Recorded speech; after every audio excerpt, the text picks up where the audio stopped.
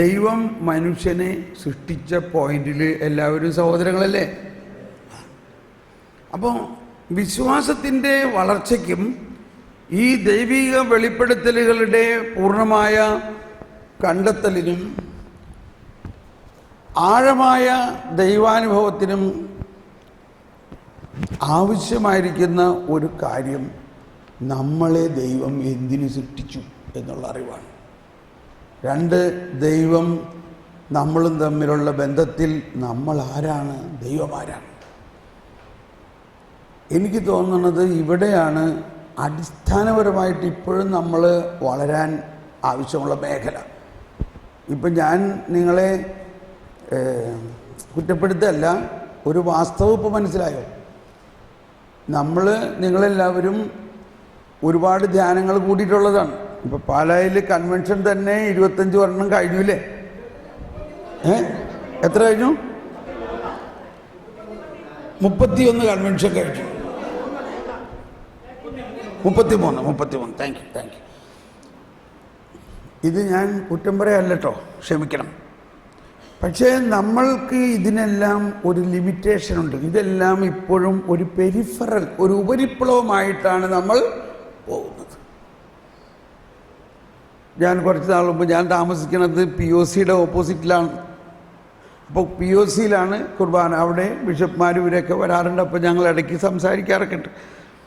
അപ്പോൾ കേരളത്തിലെ വളരെ പ്രത്യേക ഈ കാര്യങ്ങളിൽ ആധികാരികമായിട്ട് ഉള്ള ആഗ്രഹവും ഉറ്റുനോക്കുന്ന ഒരു ബിഷപ്പ് ഞങ്ങൾ ഇങ്ങനെ പിതാവ് പറഞ്ഞു, വാ തോമസ് പോളെ നമുക്ക് ഇത്തിരി ബ്രേക്ക്ഫാസ്റ്റ് കഴിക്കാമെന്ന് പറഞ്ഞു.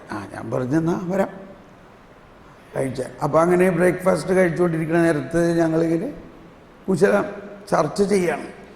അപ്പോൾ ഞാൻ വിദേശത്തും പല രാജ്യങ്ങളിലും പോയ അവിടെയൊക്കെ എന്താണ്, എങ്ങനെയാണ് നവീകരണം, എങ്ങനെയാണ് പോകുന്നതൊക്കെ ചർച്ച ചെയ്തു. അത് കഴിഞ്ഞപ്പോൾ പിതാവ് ഇങ്ങനെ പറയുകയാണ്, ഇവിടെ നമ്മളുടെ കേരളത്തിൽ ഇത്രയും ധ്യാന കേന്ദ്രങ്ങളും ഇത്രയും കൺവെൻഷനുകളും എന്തോരം വചനത്തിൻ്റെ പ്രഘോഷണമൊക്കെ ഉണ്ടെങ്കിലും സാർ എന്താ പറയണേ, നമ്മളിപ്പോഴും ഒരു ഉപരിപ്ലവമായിട്ടല്ലേ ആയിട്ടുള്ളൂ. ഞാൻ പറഞ്ഞ് അതാണ് വാസ്തവം. മനസ്സിലാവുന്നുണ്ടോ? അതാണ് വാസ്തവം.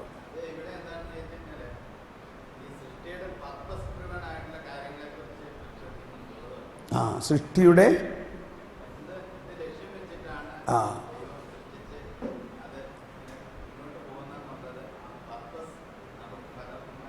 മനസ്സിലാവുന്നില്ല. കറക്റ്റ്. അപ്പോൾ എനിക്ക് തോന്നുന്നത് ഇനി നമുക്ക് എന്താ ആവശ്യം? നമ്മൾ ആഴത്തിലേക്ക് നീങ്ങണം. പക്ഷെ അതിപ്പോൾ ഇതുവരെ കഴിഞ്ഞത് ഒരു തെറ്റാണെന്നും നമ്മൾ പറയണില്ല. It is A process. അത് അതിൻ്റെ ഒരു സ്വതസിദ്ധമായ ഒരു ബയോളജിയാണ്, ഒരു ബയോഗ്രാഫി പോലെയാണ്. അതിങ്ങനെ പോയിക്കൊണ്ടിരിക്കുകയാണ്. അത് അല്ല ആദ്യം പറയണത് നമ്മൾ അറിയണമെന്നുള്ള കാര്യമാണ്. ഇപ്പം ഞാനീ പറഞ്ഞു വരുന്നത്, എന്തുകൊണ്ടാണ് വിജാതീയർ അറിയാത്തത്? ആദ്യം തന്നെ നക്ഷത്രത്തിനെ വിട്ടിട്ട് വിജാതീയരെയല്ലേ വിളിച്ചത്. പക്ഷെ നമ്മൾ തന്നെ സുവിശേഷം അറിയുന്നുണ്ടോ? അവിടെയാണ് ഇനിയും നമ്മൾ ഉയരേണ്ടത്. ഓക്കെ, ഞാൻ ചർച്ചയിലേക്കൊന്ന് പോയി നോക്കിയതാണ്. ഇടയ്ക്ക് വേണമല്ലേ? വേണ്ട അല്ലേ? ഉള്ളതും കൂടി ക്ലാസ് പോകും. കുമ്പസാരം ഇന്ന് നമുക്ക് കുമ്പസാരമാണ്. അപ്പം ഇനി നമ്മൾ പോകുന്നത് കുമ്പസാരത്തിനെയും കൂടി ലക്ഷ്യം വെച്ചിട്ടാണ് ഇനി ക്ലാസ് പോകേണ്ടത്, അല്ലേ? അതാണ്, അങ്ങനെ തന്നെ പോണേ.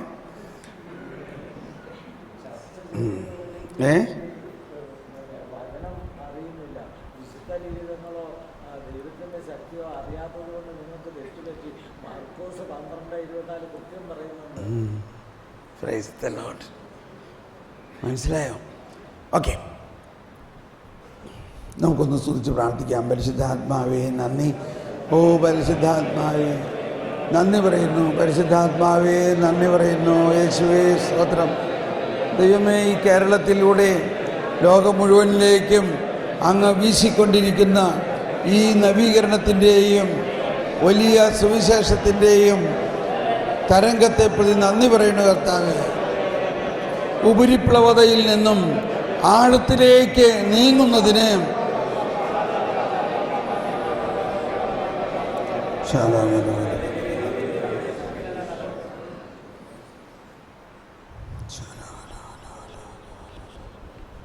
Price the Lord.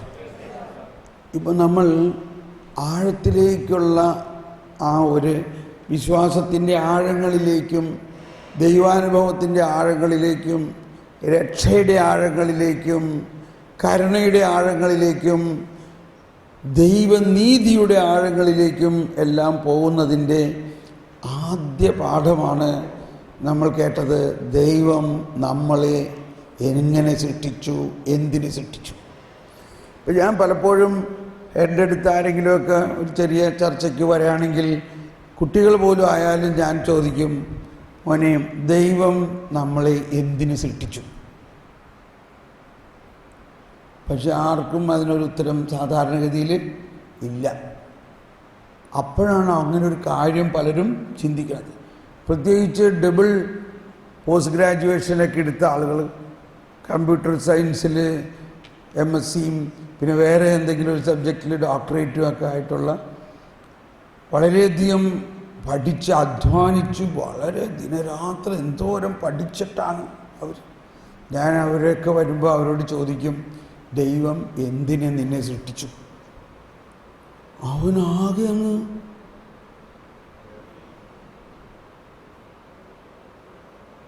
അത് ഇന്നേവരെ ചിന്തിച്ചിട്ടില്ല എന്നാണ്. അപ്പോൾ ഇതാണ് നമ്മൾക്ക് എല്ലാവരുടെയും, ഇപ്പം നിങ്ങളിൽ പലരും വചനം പ്രഘോഷകരാകാം, ഇതാണ് നമ്മൾ ആദ്യം മനുഷ്യനെ പഠിപ്പിക്കേണ്ടത്. ഇത് കൊച്ചു വേദപുസ്തകത്തിൽ നമ്മൾ പഠിച്ചിട്ടുള്ളതാണില്ലേ, അത് കുഞ്ഞായിരുന്നപ്പോൾ പഠിച്ചു, അതങ്ങനെ പോയി. ഇപ്പം അതൊന്നും നമ്മൾ ഓർക്കണില്ല. അത് കഴിഞ്ഞിട്ട് നമ്മളെല്ലാവരും ഭർത്താവ് പറഞ്ഞ മാതിരി വഴിതെറ്റി ആടുകളെ പോലെ അവനവൻ്റെ വഴിക്ക് ഇങ്ങനെ പോയി എന്നാണ്. അപ്പോൾ അതിൻ്റെ അടിസ്ഥാന പ്രശ്നം ഇന്നും നമ്മൾ പഠിക്കാൻ, അല്ലെങ്കിൽ നമ്മുടെ ഉള്ളിലുണ്ടാകേണ്ട ബോധ്യം പഠിപ്പിക്കേണ്ടതും ധ്യാനിപ്പിക്കേണ്ടതും, ദൈവം എന്തിനെന്നെ സൃഷ്ടിച്ചു. അപ്പോൾ എനിക്കത് ഭയങ്കര ക്ലിയറാണ്. ദൈവം എന്നെ ദൈവത്തിന് വേണ്ടി സൃഷ്ടിച്ചു. ഉച്ചത്തിൽ പറഞ്ഞ്, ദൈവം എന്നെ. അപ്പോൾ ഇതാണ് വിശുദ്ധ അഗസ്തീനോസ് തന്നെ പറയാറുള്ളത്. ഓ thou art created for thy, but till I reach in you, rest in you, my soul is restless. അങ്ങിലെത്തുന്നത് വരയ്ക്കും എൻ്റെ ആത്മാവ് അസ്വസ്ഥമാണ്. അങ്ങ് എന്നെ അങ്ങേക്കായി സൃഷ്ടിച്ചു, എന്നാൽ അങ്ങയിലെത്തുന്നത് വരെ എൻ്റെ ആത്മാവ്. അപ്പം ഇതാണ് അസ്വസ്ഥത.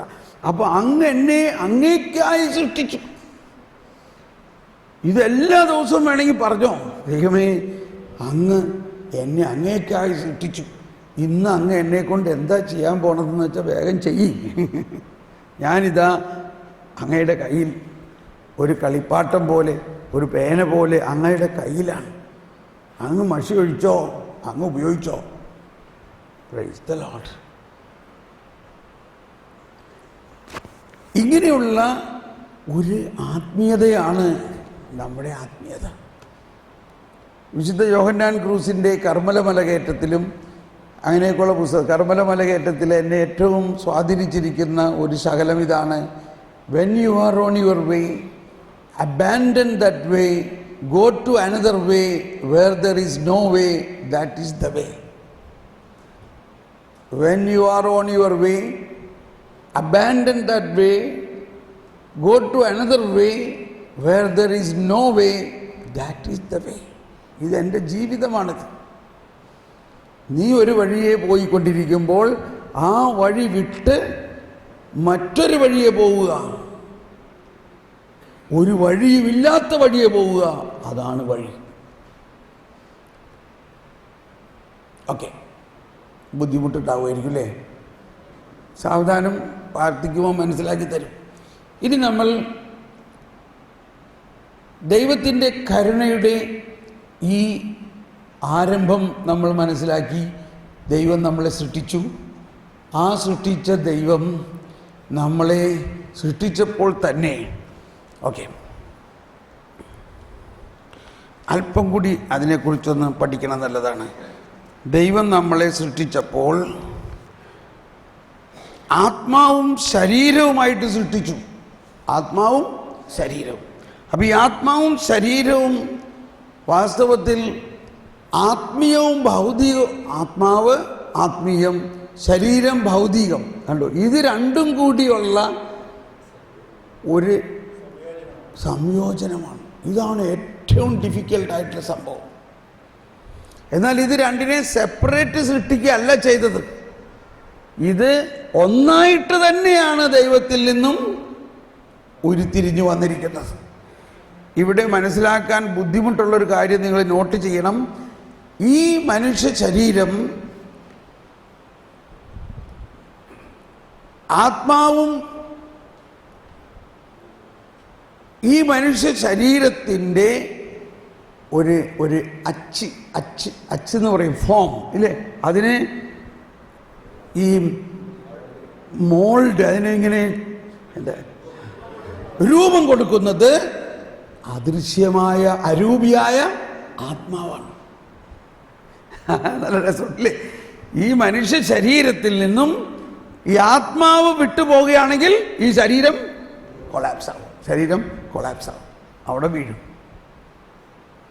അപ്പോൾ ഈ മനുഷ്യ ശരീരത്തിന് രൂപവും ജീവനും കൊടുക്കുന്നത് അദൃശ്യമായ അരൂപിയായ എന്നാൽ അനശ്വരമായ ആത്മാവാണ്.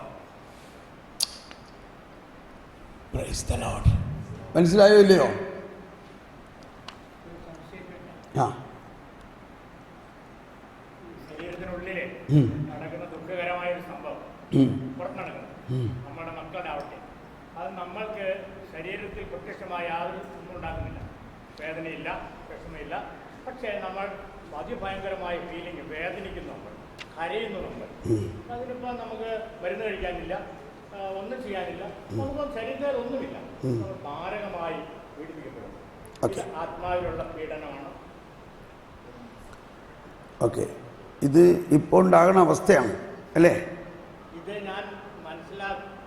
അല്ല, ഇത് നിങ്ങൾക്കുണ്ടാകേണ്ട ഒരു അവസ്ഥയാണോ അതോ? അപ്പോൾ ഇവിടെയാണ് ഇപ്പോൾ പറഞ്ഞ ഇതാണ്, നമ്മുടെ ശരീരത്തിൽ ഒരു എമോഷണലായിട്ടുള്ള വൈകാരികമായും വേദനിക്കുന്ന ഒരവസ്ഥ എന്നൊരു കാരണമില്ല അതിന്. കാരണം നമ്മുടെ മകൾ എന്ന് വിചാരിക്കുക, അവർക്കൊരു ഭയങ്കരമായ സംഭവം ഉണ്ടാവും, അവർക്ക് നമ്മൾ വേദനിക്കും. Praise the lord. ഇതൊക്കെ വളരെ നാച്ചുറലാണ്. അപ്പോൾ ഇത് ചോദിച്ച സ്ഥിതിക്ക് ഇപ്പം തന്നെ അതിന് ഉത്തരം പറയാൻ നല്ലത്, അല്ലെങ്കിൽ പിന്നെ അത് മറന്നുപോകും. നമ്മൾ മനസ്സിലാക്കേണ്ടത് ഇത് നമ്മൾ ഓരോരുത്തരും മറ്റൊരു ക്രിസ്തുവാണെന്നുള്ളത് മനസ്സിലാക്കണം. നമ്മൾ സാധാരണ മനുഷ്യരല്ല. ഇപ്പോൾ നമ്മളാരാണ്? മറ്റൊരു ക്രിസ്തുവാണ്. നമ്മളാരാണിപ്പോൾ? മറ്റൊരു ക്രിസ്തു. അതുകൊണ്ട് ക്രിസ്തു അനുഭവിച്ച വേദനകളും യാതനകളും ഒരു പരിധിവരെ നമ്മളിൽ പങ്കാളികളാണ്, അതിൻ്റെ പങ്കാളികൾ. ഇനിയിപ്പോൾ അതിനെ ഒന്നും കൂടി പറയേണ്ടി വരും. വേറൊന്ന് മനസ്സിലാക്കേണ്ടത്, ഇപ്പോൾ ക്രിസ്തു 2000 വർഷങ്ങൾക്ക് മുമ്പ് പീഡ അനുഭവിച്ചു. ആ ക്രിസ്തു അനുഭവിച്ച പീഡയും ആ ക്രിസ്തു അർപ്പിച്ച ബലിയും അന്ന് അർപ്പിച്ചപ്പോൾ തന്നെ എന്നേക്കുമായിട്ടാണ് അർപ്പിക്കപ്പെട്ടത്. മനസ്സിലായോ? ക്ലിയർ ആയില്ലേ? ക്രിസ്തു നിത്യപുരോഹിതനാണ്, നിത്യനാണ്, അനന്തനാണ്. അപ്പോൾ പലരും പറയും സഹനമെല്ലാം ക്രിസ്തു എടുത്തു കഴിഞ്ഞാൽ പിന്നെ ഇപ്പോൾ നമ്മൾ സഹിക്കേണ്ട എന്തിനാന്ന് പറയാറുണ്ട് ഇല്ലേ? പക്ഷേ ശ്രദ്ധിക്കണം, ക്രിസ്തു സഹിച്ച പീഡകൾ ഒരിക്കൽ സഹിച്ചത് നിത്യതയിലേക്ക് പ്രവേശിച്ചിരിക്കുന്നു. അതാണ് വിശുദ്ധ കുർബാന തന്നെ. ക്രിസ്തു അർപ്പിച്ച ബലി ഒരിക്കൽ അർപ്പിച്ചത് നിത്യതയിലേക്ക് പ്രവേശിച്ചിരിക്കുന്നു. ആ നിത്യതയിലേക്ക് പ്രവേശിച്ചത് അന്ന് ജീവിച്ചിരിക്കുന്നവർക്ക് മാത്രമായിട്ടല്ല, ഇന്നും നാളെയും എന്നേക്കും ജീവിച്ചിരിക്കുന്നവർക്ക് വേണ്ടി ആയതുകൊണ്ട് അത് ഇന്നും തുടരുന്നു. എന്ന് പറഞ്ഞാൽ ക്രിസ്തുവിൻ്റെ പീഡാനുഭവവും മരണവും ഉത്ഥാനവും വിസ്മരണീയമായ രീതിയിൽ ഇന്നും തുടരുന്ന ഒരു കാര്യമാണ് കേട്ടോ. കേട്ടോ, അങ്ങനെ തുടരുന്ന ആ ക്രിസ്തുവിൻ്റെ പീഡാനുഭവവും മരണവും എത്തിലും അവിഭാജ്യ ഘടകങ്ങളാണ് നമ്മൾ ഓരോരുത്തരും. എന്തുകൊണ്ട്? നമ്മൾ ക്രിസ്തുവിൻ്റെ ശരീരത്തിൻ്റെ ഭാഗമാണ് കേട്ടോ. അതുകൊണ്ട് തന്നെ ക്രിസ്തു അനുഭവിച്ച വേദനകൾ നമ്മളെല്ലാവരിലും കുറേശ്ശെ എല്ലാം അനുഭവിക്കാൻ ഉള്ള എല്ലാ വിളിയുണ്ട്. അങ്ങനെയാണ് പഞ്ചക്ഷതങ്ങളും വേദനകളൊക്കെ നമുക്കുണ്ടാകുന്നത്. ഈ പഞ്ചക്ഷതം എല്ലാവരിലും ഉണ്ട് പഞ്ചക്ഷതം, പക്ഷേ അത് പുറത്തു വരുന്നില്ലെന്നേ ഉള്ളൂ. 1 മണിക്കൂറെങ്കിലും നിങ്ങൾ ഈശോയുടെ പീഡാനുഭവത്തെക്കുറിച്ചൊന്ന് ധ്യാനിക്കുകയാണെങ്കിൽ ഉടനെ കൈകാലുകളിൽ വേദന ഉണ്ടാകും. ഇന്നുണ്ടാകും, ഇപ്പോൾ. പക്ഷെ നമുക്കങ്ങനെ 1 മണിക്കൂർ അങ്ങനെ ധ്യാനിക്കാനായിട്ട് ആരും സമയം കണ്ടെത്താറില്ല എന്നുള്ളതാണ്. അങ്ങനെ കണ്ടെത്തുന്നവർക്ക് ഇത് കിട്ടിയിട്ടുണ്ട്. അപ്പോൾ ഒന്നിതാണ്, നമുക്കുണ്ടാകുന്ന വേദനകളെല്ലാം ഒരു കാരണവുമില്ലാതെ ഉണ്ടാകും. അതിൻ്റെ കാരണം നമ്മൾ ക്രിസ്തുവിൻ്റെ വേദനയിൽ പങ്കാളിയാവുന്നതാണ്. ഇനി ഇപ്പം ഈ ചേട്ടൻ പറഞ്ഞത് ഇതുപോലെ തന്നെ നമ്മുടെ മകൾക്കൊരു വേദനയുണ്ടായി. മകൾ അമേരിക്കയിലാണ്. നമ്മൾ രാത്രി കിടന്നുറങ്ങുമ്പോൾ നമുക്ക് അവളെക്കുറിച്ച് ഓർത്ത് വേദനിക്കണം, ഇല്ലേ? വളരെ സ്വാഭാവികമാണ്. കുറച്ച് കഴിഞ്ഞപ്പോൾ നമുക്ക് തോന്നി അവളെ ഒന്ന് ഫോൺ വിളിച്ച് നോക്കിയപ്പോൾ എന്താ, അവളവിടെ കൃത്യമായിട്ട് വേദനിക്കുന്നു. അപ്പം ഇവിടെ ഇതൊരു പൂർവ്വശാപോ ഇതൊരു ബന്ധനമൊന്നും അല്ല. ഇത് അവളുടെ വേദന ക്രിസ്തുവിൻ്റെ വേദനയുമായിട്ട് ബന്ധപ്പെട്ടിരിക്കുന്നത് കൊണ്ട് ആ വേദനയിൽ നമ്മളെ ഭാഗവാക്കാക്കുന്നു എന്നതാണ്. ഈ ധ്യാനത്തിന് വേണ്ടി ഇപ്പോൾ പ്രാർത്ഥിച്ചു കൊണ്ടിരിക്കുന്ന ഒരുപാട് പേര് ഇന്നലെ വൈകുന്നേരം വരെ തല വെട്ടിപ്പൊളിയണ വേദനയായിരുന്നു. ഇപ്പം ഞാൻ ഫോൺ ചെയ്യുന്നത് ഇന്നലെ വൈകുന്നേരത്ത് ഞാൻ ഫോൺ ചെയ്തപ്പോൾ പറഞ്ഞു ഒരു സമാധാനമായി പറഞ്ഞു. ഇത് ഈ ധ്യാനത്തിൻ്റെ 1-ാം ദിവസത്തെ ജ്ഞാനത്തെക്കുറിച്ച് പ്രാർത്ഥിക്കുമ്പോൾ ഉള്ള ക്ലാസ് കഴിയുന്നതുവരെ ഭയങ്കര വേദനയാണ്. കാരണം ഈ ജ്ഞാനത്തിലൂടെ ഇപ്പോൾ കേട്ട കാര്യങ്ങളിൽ ഒരുപാട് കാര്യങ്ങൾ ഒരു പൊളിച്ചെഴുത്തായിരുന്നു. ആണോ അല്ലയോ? ഈ പൊളിച്ചെഴുത്ത് എളുപ്പം നടക്കുന്ന കാര്യമല്ല. നമ്മൾ ഇത്രയും നാളും കൃത്യമാണെന്ന് വിചാരിച്ചിരുന്ന ചില കാര്യങ്ങൾ ഇപ്പോൾ നമ്മൾ മനസ്സിലാക്കുകയാണ് അതല്ല ശരിയെന്ന്. ഇത് ഭയങ്കര വേദന ഉണ്ടാക്കുന്നു. അതാണ് മധ്യസ്ഥ പ്രാർത്ഥന നടക്കുന്നവർക്ക് വേദന ഉണ്ടാകണം. അങ്ങനെ നിരവധി പേര് ദിനരാത്രം നമുക്ക് വേണ്ടി പ്രാർത്ഥിക്കുന്നുണ്ട്. അവർ ഞാനുമായിട്ട് കണക്ഷനുണ്ട്. അപ്പോൾ ഇങ്ങനെയുള്ള വേദനകൾ ചുരുക്കി പറയുകയാണെങ്കിൽ ആ സമയത്ത് നമ്മൾ ഈശോയെ നിൻ്റെ വേദനയോട് ഞാൻ ചേർക്കുന്നു എന്ന് ഓർത്ത് ഈശോയുടെ വേദനയോട് ചേർത്താൽ മതി. അപ്പോൾ വേദന കൂടാനും സാധ്യതയുണ്ട്, വേദന കുറയാനും സാധ്യതയുണ്ട്, വേദന പൂർണ്ണമായിട്ട് അപ്രത്യക്ഷപ്പെടാനും സാധ്യതയുണ്ട്. വേദന കൂടുകയാണെങ്കിൽ അതിൻ്റെ അർത്ഥം ആ വേദന കർത്താവിന് കൂടുതൽ വേണം. കർത്താവിനെ ആശ്വസിപ്പിക്കാൻ വേണ്ടി ഈശോ പറഞ്ഞു, എന്നെ ആശ്വസിപ്പിക്കാൻ ആരെങ്കിലും ഉണ്ടോ എന്ന് നോക്കി ആരെയും കണ്ടില്ല. ആ അവസ്ഥയാണ് ഇന്നും ഈശോയുടെ. ഈശോയിൽ നിന്നും നമ്മളെപ്പോഴും ആശ്വാസം ആഗ്രഹിക്കുന്നവരാണ്. എന്നാൽ ഈശോ നമ്മളിൽ നിന്നും ആശ്വാസം ആഗ്രഹിക്കുന്നവരാണ്. അതുകൊണ്ടാണ് ഗെത്സമനിയിൽ ഈശോ വാവിട്ട് കരയുകയാണ്, എനിക്ക് പറ്റണില്ല പിതാവേ, ഇത് പറ്റണില്ല. അപ്പോൾ പിതാവ് അതെടുത്ത് മാറ്റുകയല്ല ചെയ്തത്, ആശ്വസിപ്പിക്കാൻ ഒരു മാലാഖയെ അയച്ചു. അന്ന് വിശ്വാസികൾ ആരും ഉണ്ടായിരുന്നില്ല. ഇന്ന് മാമോദീസ സ്വീകരിച്ച ക്രിസ്തുവിൻ്റെ മണവാട്ടിമാര്, ക്രിസ്തുവിൻ്റെ ശിഷ്യന്മാരുമായ നമ്മളുള്ളപ്പോൾ പിതാവ് വേറെ ആരെങ്കിലും ആശ്വസിപ്പിക്കാൻ അയക്കണോ? വേണ്ട. അപ്പൊ ആരാണ് ഇന്ന് യേശുവിനെ ആശ്വസിപ്പിക്കേണ്ടത്?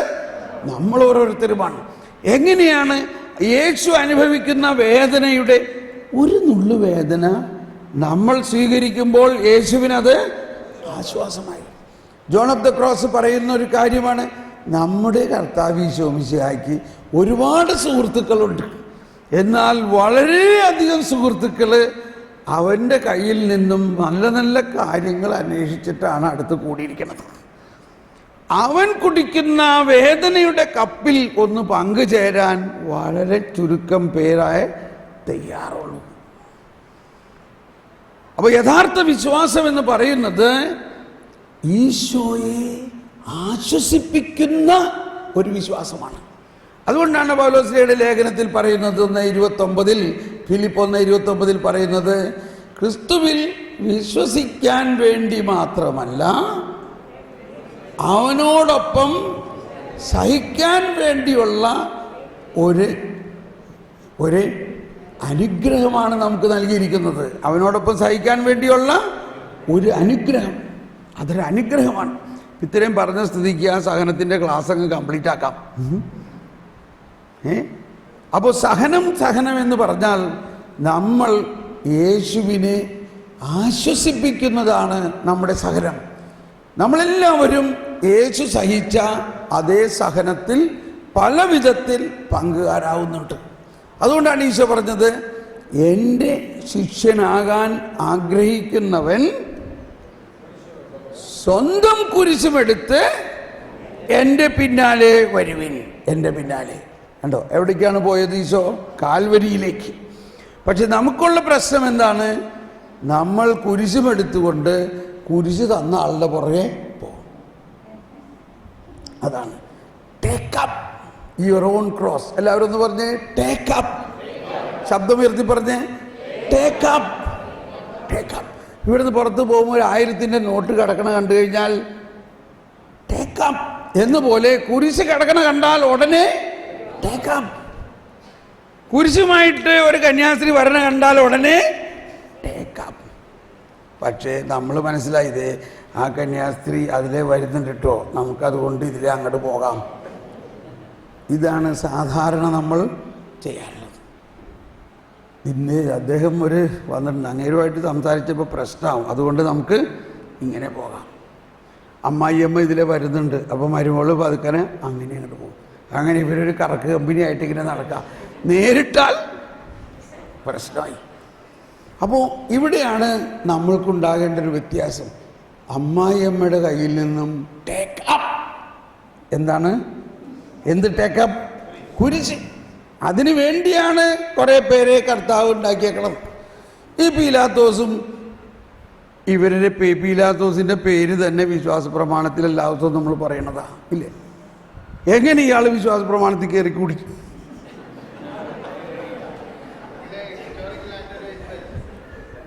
ഭയങ്കര അടയാളമാണ്. പീലാത്തോസ് പറയാണ്, നിന്നെ വിട്ടയക്കാനുള്ള അധികാരം എനിക്കുണ്ട്. നിന്നെ കൊല്ലാനുമുള്ള അധികാരം എനിക്കുണ്ട്. വലിയ ആളാണ്. ഈശോ എന്ത് പറഞ്ഞു? അതെ, എൻ്റെ പിതാവ് നിനക്ക് തന്നില്ലായിരുന്നുവെങ്കിൽ എൻ്റെ മേൽ നിനക്കൊരധികാരമുണ്ടാവും. ഇതേമാതിരി തന്നെ അമ്മായിയമ്മോട് പറഞ്ഞാൽ മതി. അമ്മായിയമ്മ പറയുന്നത് ഇതൊന്നും ഇവിടെ നടക്കുമൊന്നുമില്ല, അല്ലെങ്കിൽ എന്തെങ്കിലും തരത്തിൽ പറയുകയാണെങ്കിൽ നമ്മൾ പറഞ്ഞേക്കണം, ഇതെല്ലാം എൻ്റെ ദൈവപിതാവ് നിന്നെ കയ്യിൽ എന്നെ ഏൽപ്പിച്ച് തന്നേക്കണത് കൊണ്ടാണ് നിനക്ക് എൻ്റെ മേൽ ഇങ്ങനെയൊക്കെ ചെയ്യാനും ഉള്ള ഇതേമാതിരി വഴക്ക് പറയാനും. അപ്പോൾ സുപ്പീരിയറോടായാലും ഇത് പറയണ്ട. സുപ്പീരിയറോട് ഇതൊക്കെ പറഞ്ഞാൽ എന്തു പറയും? അധിക പ്രസംഗമൊന്നും പറയണ്ട എന്ന് പറയും. അപ്പോൾ പക്ഷേ സുപ്പീരിയറോട് എന്ത് പറയണം? മിണ്ടണ്ട. എന്ത് പറയണം? മിണ്ടണ്ട എന്ന് പറയാല്ല, നമ്മൾ മിണ്ടാതെ ഇത് സഹിക്കാൻ പഠിക്കണം. അപ്പോൾ എന്താണ് ഈ സഹനം എന്ന് പറയുന്നത്? ഒരു സഹോദരി ഒരിക്കൽ വിളിച്ച് പറഞ്ഞു, അവളുടെ ഭർത്താവ് അവളെ ശക്തമായി ഉപദ്രവിക്കുന്നു, ക്രൂരമായി ഉപദ്രവിക്കുന്നു, തല്ലി ചതയ്ക്കണം. അപ്പോൾ കുറേ പേര് പറഞ്ഞു, അങ്ങനെയാണെങ്കിൽ നീ മാറി താമസിക്കാൻ പറ്റണമില്ല, 2 പിള്ളേരുണ്ട്. ഇയാളാണെങ്കിൽ കള്ള് കുടിച്ച് കഴിയുമ്പോഴേ പ്രശ്നമുള്ളൂ, അല്ലാത്ത നേരത്ത് ആൾ വിശുദ്ധനാണ്. രാവിലെ എണീറ്റ് കഴിയുമ്പോഴേക്കും ഈ പറ്റൊക്കെ പോയി എന്ന് പറഞ്ഞാൽ കള്ളിറങ്ങി കഴിഞ്ഞു, ആള് രാവിലെ എഴുന്നേറ്റ് പാത്രമൊക്കെ കഴുകി ചായ ഉണ്ടാക്കി ഭക്ഷണം ഉണ്ടാക്കി നല്ല രുചിയുള്ള ഭക്ഷണം. അതോടെ ഇവളുടെ മൂഡ് മാറി. പക്ഷേ രാത്രി ആയിക്കഴിഞ്ഞാൽ ആള് വേറെ. അപ്പോൾ അവളൊരു ദിവസം വിളിച്ചു, എന്നെ വിളിച്ചിങ്ങനെ പറഞ്ഞപ്പോൾ ഞാൻ പറഞ്ഞു, യേശയ്യ 50-ാം അധ്യായത്തിലെ 6-ാമത്തെ വചനത്തിൽ പറയുന്നത്, അടിച്ചവർക്ക് പുറവും താടി വീശ പറിച്ചവർക്ക് കവിളുകളും അവൻ കാണിച്ചു കൊടുത്തു. അതെന്നെക്കുറിച്ചാണല്ലോ പറയണേ. Price the Lord. നിന്ദനത്തിൽ നിന്നും തുപ്പലിൽ നിന്നും അവൻ മുഖം തിരിച്ചില്ല. അയ്യോ, അത് തന്നെയാണ് എനിക്ക് സംഭവിക്കുന്നത്. Price the Lord. അപ്പൊ മനസ്സിലായോ? നിന്നെക്കുറിച്ച് യേശയ്യായിൽ എഴുതിയിട്ടുണ്ട്.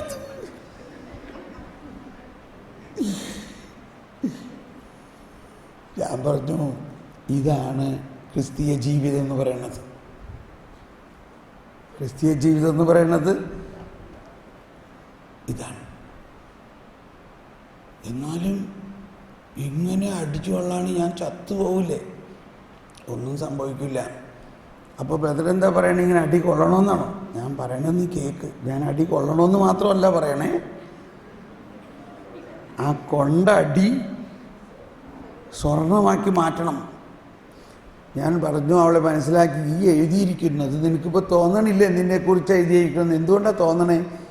ഈ യേശയ്യ ക്രിസ്തുവിന് 725 വർഷം മുമ്പ് പറഞ്ഞിരിക്കുന്നത് യേശുവിൽ സംഭവിക്കാനിരിക്കുന്നതായിരുന്നു. അത് യേശുവിൽ സംഭവിച്ചു കഴിഞ്ഞു. ആ യേശുവിൻ്റെ ആത്മാവ് കൊണ്ട് നീ നിറഞ്ഞിട്ടുണ്ടോ? നീ ഒരു ക്രിസ്ത്യാനിയാണോ? ആണ്. ആ യേശുവിൻ്റെ ശരീരം നീ ഭക്ഷിക്കുന്നുണ്ടോ? ആ യേശുവിൻ്റെ ആത്മാവ് നിറഞ്ഞിട്ടുണ്ടോ? ആ യേശുവിൻ്റെ രക്തം നീ പാനം ചെയ്യുന്നുണ്ടോ? ആ യേശുവിൻ്റെ വചനം നിന്നിലുണ്ടെങ്കിൽ നീ മറ്റൊരു യേശുവാണ്. അതുകൊണ്ട് ആ യേശു അനുഭവിച്ച ആ വേദനകളുടെ ഒരു നുള്ള് നിനക്ക് തരുന്നു. അത് യേശുവിനെ ആശ്വസിപ്പിക്കാൻ വേണ്ടിയാണ്. എന്തീ പറയണേ? യേശുവിനെ ഞാൻ ആശ്വസിപ്പിക്കാൻ ഞാൻ ആരാ? അതാണ്, നീ യേശുവിനെ വളരെയധികം വേണ്ടപ്പെട്ടവളാണ്. നീ യേശുവിനെ ആശ്വസിപ്പിച്ച മാലാഖയാണ്. ഞാനതൊരിക്കലും ചിന്തിച്ചിട്ടില്ല. എന്നാൽ ഇപ്പോൾ ഒന്ന് ചിന്തിച്ചേ, ഇന്നേ വരെ കൊണ്ട അടികളും വേദനകളും എന്തു തന്നെ ആയാലും ഈശോയെ നിന്നെ ആശ്വസിപ്പിക്കുന്നതിനായിട്ട് ഞാൻ അത് സമർപ്പിക്കുന്നു. അപ്പോൾ അവൾ പറയണേ, ഇപ്പം എൻ്റെ ഉള്ളിൽ വലിയ സന്തോഷം വരുന്നുണ്ട്. ശുദ്ധ എൻ്റെ ശരീരത്തിൽ ഭയങ്കര ഒരു അനുഭവം എനിക്ക് പോന്നുകൊണ്ടിരിക്കുകയാണ്. ഇപ്പോൾ അവൾ പറയാണ്, ഇന്ന് വൈകുന്നേരത്ത് എനിക്ക് കിട്ടാൻ പോകുന്ന അടിയെ മുൻകൂട്ടി എനിക്ക് കൊടുക്കാമോ? Price the Lord. അപ്പം ഞാൻ എന്നിട്ട് നാളെ പറയാട്ടാ, നാളെ ഞാൻ വിവരം പറയാം. പിറ്റേ ദിവസം അവൾ ഫോൺ വിളിച്ചിട്ട് പറയണം, എൻ്റെ ബ്രദറെ, എനിക്ക് ആ സമയം ആറായപ്പോഴേക്കും ഭയങ്കര ആകാംക്ഷയായിരുന്നു. അതങ്ങ് വേഗം തരണേ, വേഗം കിട്ടണേ, ഇതെൻ്റെ ഈശോയെ ആശ്വസിപ്പിക്കാമല്ലോ. എനിക്കങ്ങ് ഭയങ്കര സന്തോഷമായിരുന്നു.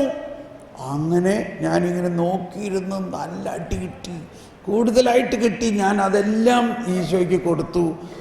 എനിക്ക് ഭയങ്കര സന്തോഷമായി.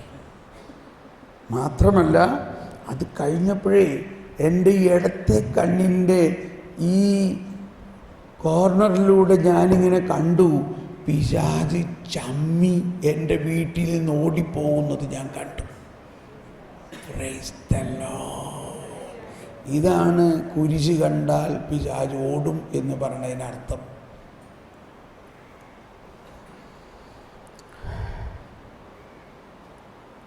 ഇത് ഏറ്റവും കൂടുതൽ കന്യാസ്ത്രീമാരുടെ ജീവിതത്തിലാണ് ഉള്ളത്. പക്ഷെ അവരാരോടും പറയാണ്ട് ഇങ്ങനെ മിണ്ടാതെ സഹിക്കണ വിളിയാണ് അവരുടെ. ഒരിക്കലും ഒരു കന്യാസ്ത്രീ എന്നോട് പറഞ്ഞു, അവർ സുപ്പീരിയറായി 2 ടേം സുപ്പീരിയറായി കഴിഞ്ഞ് വീണ്ടും സുപ്പീരിയർ ആകുന്നതിന് ഒരാളെ തയ്യാറാക്കി. അങ്ങനെ ആ ആൾ സുപ്പീരിയർ ആക്കി കഴിഞ്ഞപ്പോൾ ഇവർ പ്രതീക്ഷിച്ചു ഈ പുതിയ സുപ്പീരിയർ ഇവരെ പരിഗണിച്ച് നല്ല രീതിയിലെല്ലാം, കാരണം 2 ടൈം സുപ്പീരിയർ ആയിരുന്നു, അവർ തന്നെ വളർത്തിയെടുത്ത വേറൊരു കന്യാസ്ത്രീനെ സുപ്പീരിയർ ആക്കി കഴിഞ്ഞപ്പോൾ. പക്ഷേ ഈ പുതിയ സുപ്പീരിയർ ആയിക്കഴിഞ്ഞതോടെ ഈ പഴയ സുപ്പീരിയറിനോട് മദർ ജനറലോ പ്രൊവിൻഷ്യലോ അവരോട് കംപ്ലീറ്റ് തിരസ്കരണം. അവർ അങ്ങ് വളരെയധികം വേദനിപ്പിക്കുന്ന രീതിയിലും ഒക്കെ ആയിട്ട് അങ്ങനെ അവർ ഒരു സെൻഡ് ഓഫ് പോലും ഇല്ലാണ്ട് 10 വർഷം സുപ്പീരിയർ ആയിരുന്ന എന്നെ ഒരു സെൻഡ് ഓഫ് പോലും ഇല്ലാണ്ട് പറഞ്ഞു വിട്ടു. എനിക്ക് സഹിക്കാൻ പറ്റണില്ല. ഞാൻ എന്ത് ചെയ്തിട്ടാണ് എന്നെ ഇങ്ങനെ ചെയ്തത്? മാത്രമല്ല എനിക്കെതിരെ ഒരുപാട് പരാതികൾ പറഞ്ഞെടുത്ത്. എനിക്കിത് വിശ്വസിക്കാൻ പറ്റില്ല. ഈ സുപ്പീരിയർ ഒരു കുട്ടിയായിരുന്നപ്പോൾ വന്നു, ഞാൻ വളർത്തിയെടുത്തു, ഞാൻ അവളെ എന്തെല്ലാം സഹായിച്ചു. ഇപ്പോൾ സുപ്പീരിയർ ആക്കി കഴിഞ്ഞപ്പോൾ എന്നെ ഇങ്ങനെയൊക്കെ ചെയ്തു. എനിക്ക് വയ്യ, എനിക്ക് പറ്റണില്ല. ഞാൻ പറഞ്ഞു, ഇതല്ലേ ഈശോ കുരിശിൽ ഗത്സമനിൽ കിടന്ന് കരഞ്ഞത്? പിതാവേ, എനിക്ക് പറ്റണില്ല. സങ്കീർത്തനം 55 എൻ്റെ മനസ്സിലേക്ക് വന്നു. 55:12-13 പറയുന്നത് ഇതാണ്: ശത്രുവല്ല എന്നെ നിന്ദിക്കുന്നത്, ആയിരുന്നെങ്കിൽ ഞാൻ സഹിക്കുമായിരുന്നു. എതിരാളിയല്ല എന്നോട് ധിക്കാരപൂർവം പെരുമാറുന്നത്, ആയിരുന്നെങ്കിൽ ഞാൻ അവനിൽ നിന്ന് മറഞ്ഞിരിക്കുമായിരുന്നു. എന്നാൽ എൻ്റെ സഹചരനും ചങ്ങാതിയും ഉറ്റ സ്നേഹിതനുമായിരുന്ന നീ തന്നെയാണതു ചെയ്തത്. നമ്മളുള്ളു തുറന്നു സംസാരിക്കുമായിരുന്നു. നമ്മളൊന്നിച്ചു ദേവാലയത്തിൽ കൂട്ടായ്മ ആചരിക്കുമായിരുന്നു. ഈ സങ്കീർത്തന ഭാഗം ഞാൻ ഒരു വിധത്തിലൊന്ന് പാടി കേൾപ്പിച്ചപ്പോൾ ആ സുപ്പീരിയർ മദർ പറയുകയാണ്, അയ്യോ, ഇത് കൃത്യം എന്നെക്കുറിച്ചാണല്ലോ പറയണേ.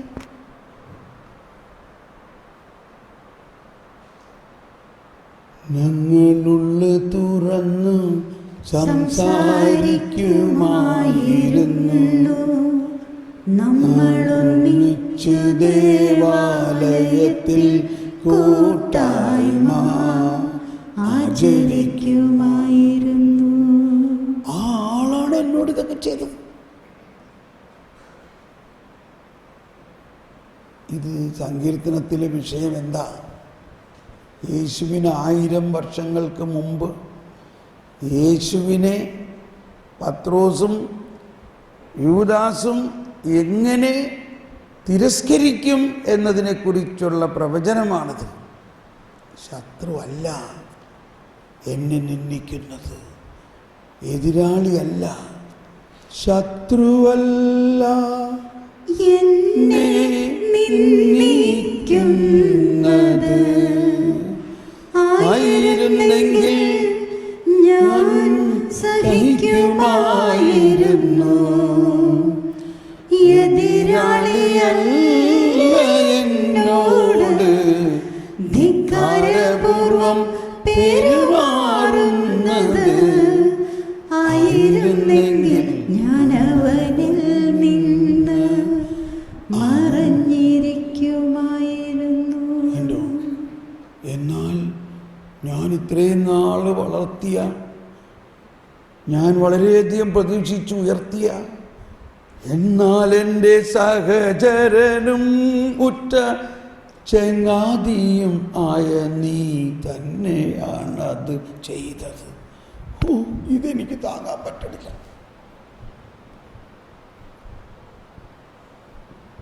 ഇവിടെയാണ് മദറെ ഈശോയെ അങ്ങേക്ക് ഇപ്പോൾ ആശ്വസിപ്പിക്കാൻ പറ്റും. ഈ വേദന മുഴുവനും ഇപ്പോൾ ഗെത്സമനിയിൽ വേദനിക്കുന്ന, വാവിട്ട് കരയുന്ന എനിക്ക് പറ്റണില്ല പിതാവേ, എനിക്ക് പറ്റണില്ല. ആ ഈശോയെ ആശ്വസിപ്പിക്കാൻ ഒന്ന് കൊടുക്കൂ. നമുക്കും ഒന്ന് കണ്ണടച്ച് പ്രാർത്ഥിക്കാം.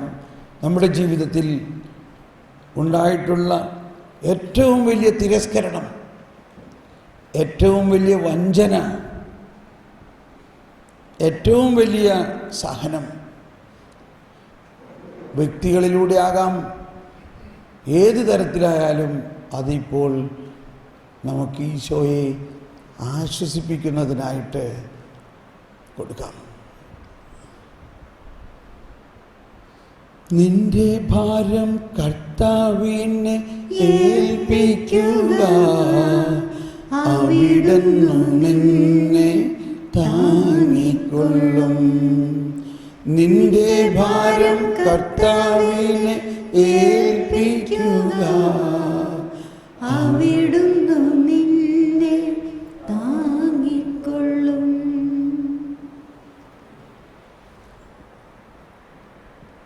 നമ്മുടെ ജീവിതത്തിൽ തിരസ്കരണത്തിൻ്റെയും ഭയാനകമായ തിരസ്കരണം, അനാവശ്യമായി നമ്മൾ ചെയ്യാത്ത കുറ്റത്തിന് നമ്മളെ കുറ്റം പറയുകയും വിധിക്കുകയും ശിക്ഷിക്കുകയും അവഹേളിക്കുകയും ചെയ്തിട്ടുണ്ട്. അവഹേളിക്കപ്പെടുമ്പോഴാണ് നീ മഹത്വപ്പെടുന്നത്. Price the Lord. ആ അവഹേളനമാണ് ഈശോയുടെ അവഹേളനത്തോട് ചേർക്കുക. അപ്പോൾ ഈശോ മഹത്വപ്പെട്ടതോടെ നമ്മളും മഹത്വത്തിലേക്ക് വരും.